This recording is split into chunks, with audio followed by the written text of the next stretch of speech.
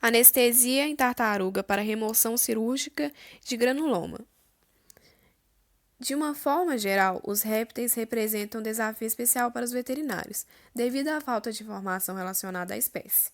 Tornam-se comuns erros com a manipulação e administração de fármacos terapêuticos ou anestésicos.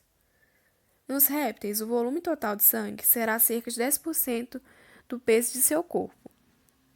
Em tartarugas, a coleta pode ser feita na unha do membro pélvico, quando necessitam de pequenos volumes, e para grandes volumes é necessário o acesso de vasos periféricos, a artéria e a veia braquial. Em algumas espécies, é possível o acesso à veia coxígea ou mesmo à veia jugular. A dissecação na veia jugular permitirá a colocação de um catéter apropriado para a administração de fluidoterapia e de drogas.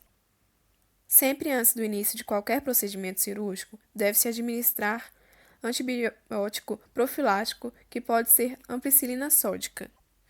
Alguns autores recomendam o uso de parasimpatolíticos, como o sulfato de atropina pela via intramuscular ou intraperitoneal, para prevenir secreção excessiva e minimizar o risco de bradicardia após a indução de anestesia, embora outros autores julguem desnecessário, pois a secreção excessiva no trato respiratório não é comumente visto na anestesia de répteis. Outro protocolo muito utilizado em quelônios para a produção de medicação pré-anestésica e a associação de cetamina e midazolam, ambos pela via intramuscular. Dependendo do procedimento e do grau de enfermidade do animal, a realização de medicação pré-anestésica é desnecessária. Outro protocolo muito utilizado em quelônios para a produção de medicação pré-anestésica é a associação de cetamina e midazolam, ambos pela via intramuscular. Dependendo do procedimento e do grau de enfermidade do animal, a realização da medicação pré-anestésica é desnecessária, podendo-se administrar pela via intravenosa cetamina associada à medetomidina, como indução anestésica. A dose de sedativos diminuirá o requerimento do agente indutor injetável ou inalatório. A associação de cetamina e midazolam. A cetamina, administrada unicamente pela via intramuscular, pode revelar-se satisfatória em répteis não debilitados, mas a analgesia e relaxamento muscular não são ideais. Havendo necessidade de anestesia geral, os agentes de escolha provavelmente podem ser o propofol ou a alfaxalona alfadolona pela via intravenosa. O propofol seria preferível graças à breve duração de sua ação.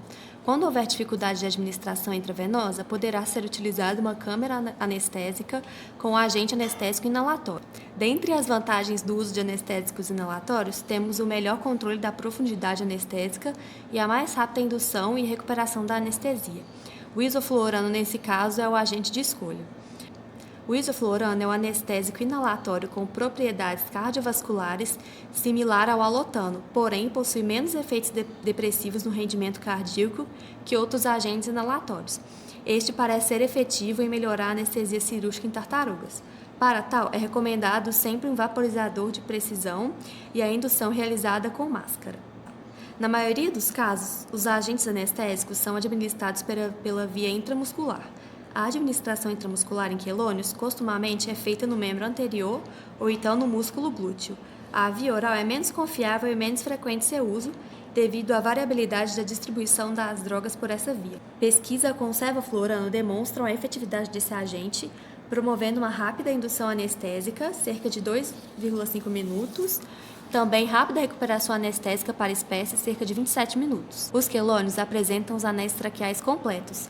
Logo após a intubação, não se deve inflar o balonete. Após a extubação, a respiração deve ser monitorada. Caso haja dificuldade respiratória, deve-se administrar doxapram para estimular a respiração do paciente. Rotineiramente, após o término do procedimento anestésico cirúrgico, devem receber como anti-inflamatório o fluoxetine meglumine. Especial atenção deve ser dada ao estado de hidratação desses pacientes, pois dependendo pelo motivo pelo qual o paciente foi encaminhado para a cirurgia, havendo perda de grande área de pele, a perda de líquido levará a uma desidratação grave, ocorrendo o risco de óbito. Durante o período pós-operatório, os animais ectotérmicos devem ser mantidos em incubadoras em temperatura e umidade relativa na escala característica para cada espécie, podendo-se conferir analgesia pós-operatória, administrando pela via intramuscular uma dose de butorfanol.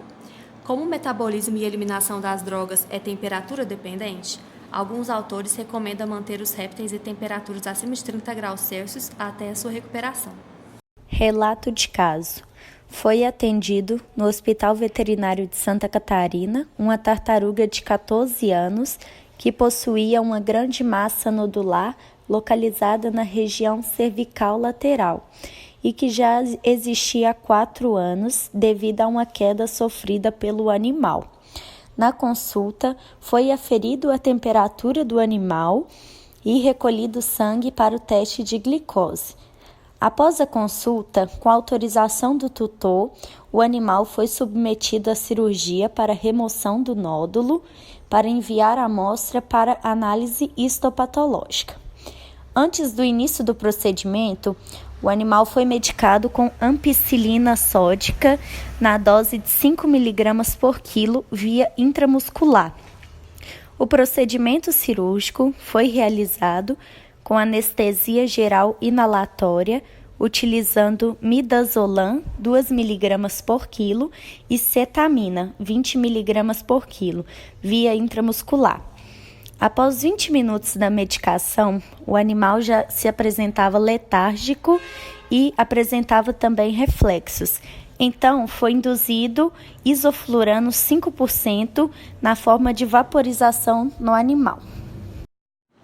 A incubação foi feita orotraqueal, usando uma sonda uretral adaptada, com uso prévio de spray de lidocaína 2%. Durante a cirurgia, o paciente foi mantido com anestesia geral inalatória, com isoflurano em concentração de 2V%, recebendo oxigênio a 100% e com um fluxo de 2 litros por minuto. Durante o procedimento, foram monitorados parâmetros como frequência cardíaca, temperatura, glicose sanguínea e oxigênio.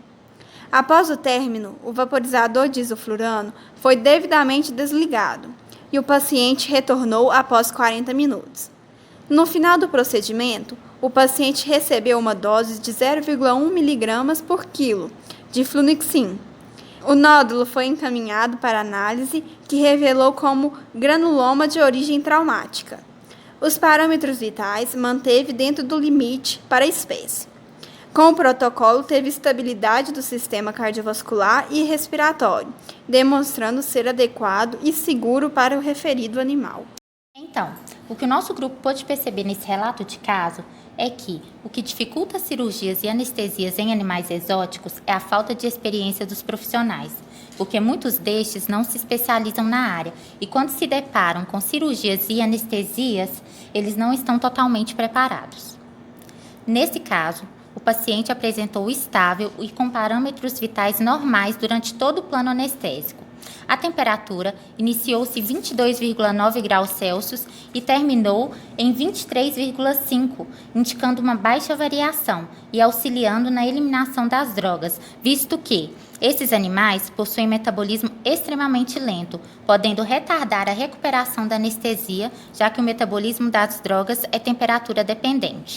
A associação de cetamina e midazolam nas doses de 20 mg quilo e 2 mg quilos concorda com uma citação e discorda de duas, que diz que a cetamina deve ser utilizada na dose de 5 mg quilo via endovenosa e em associação com outro fármaco, e discorda ainda da que diz que a indução completa da anestesia ocorre em 7 minutos com a medicação isoflurano, uma vez que o paciente levou apenas 5.